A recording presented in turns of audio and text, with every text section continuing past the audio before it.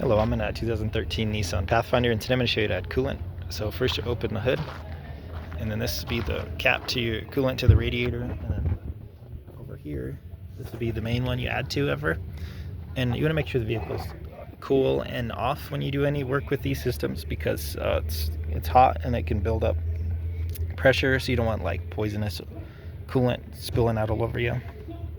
But on the sides here, you can check down below. There's a max fill line and a minimum fill line. So it's just kind of at the base of this main part. So you do want some air in here. Don't want it filled all the way to the top. But when you're ready, you just unscrew this, and either with a funnel or straight from your coolant jug, just pour in here till you get to the max. And then ideally you want to match the color of coolant as close as you can to what you're adding, and ideally the same brand that you've been using. It's better not to mix and match if you can help it.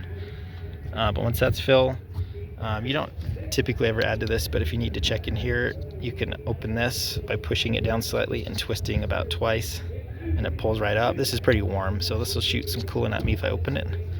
But when you're done, just screw this back on nice and tight. And with every system, especially the coolant, double check your reservoir and all your lines for any coolant. Sometimes these radiators can get cracks if they got too hot. Kind of check around the motor too if there's any coolant that might be puddling. One way to check this as well, once you have this full and everything nice and tight, is to turn the vehicle on and check around underneath the vehicle for any puddles that might form.